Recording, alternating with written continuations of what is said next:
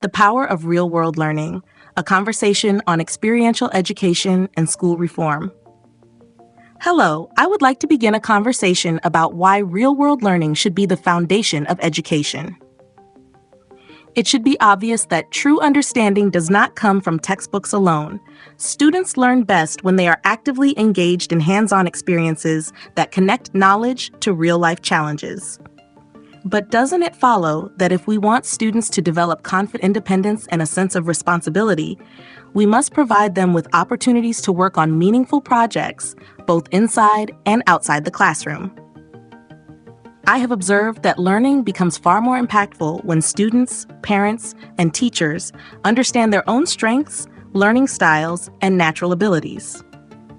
Can you imagine how much more effective education would be if everyone involved, students, educators, and families, first took self-assessments using MBTI, Enneagram, NLP models, and multiple intelligence frameworks?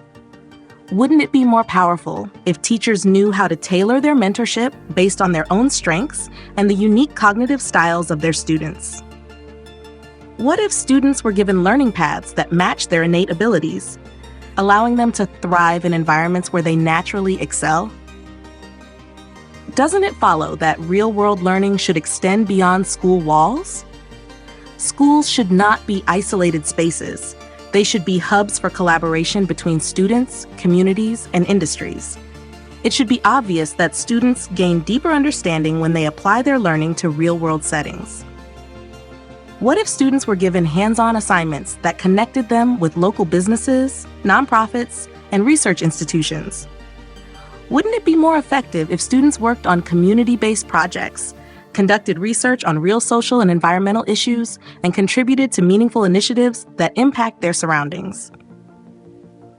It is time now to integrate hands-on experiential learning into everyday education. Can you imagine how much more engaged students would be if they were encouraged to design, create, and problem solve rather than just memorize information? What if education systems provided students with internships, apprenticeships, and mentorship-driven opportunities that allowed them to gain direct experience in fields they are passionate about? Wouldn't it be transformative if students graduated not just with knowledge, but with real-world experience and the confidence to navigate complex challenges? I have observed that when students are given opportunities to learn through action, they develop a strong sense of self-reliance, resilience, and leadership. Doesn't it follow that if we want students to take initiative and become proactive changemakers, we must provide them with environments where they are responsible for creating solutions? It should be obvious that learning should involve experimentation, trial and error, and reflection on real-world outcomes. What if students were not just taught about leadership, but placed in situations where they had to organize community projects, manage resources, or launch small social enterprises? Wouldn't it be more effective if they were given the tools to become independent thinkers and problem solvers in the real world?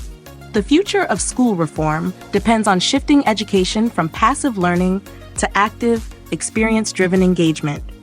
It is time now to reimagine schools as platforms for real-world exploration, where students, educators, and communities collaborate to build a better future. Doesn't it follow that if we truly want to prepare students for success, we must provide them with opportunities to apply their skills, work with diverse teams, and contribute to meaningful projects that matter to them and society? The challenge isn't whether real-world learning is valuable.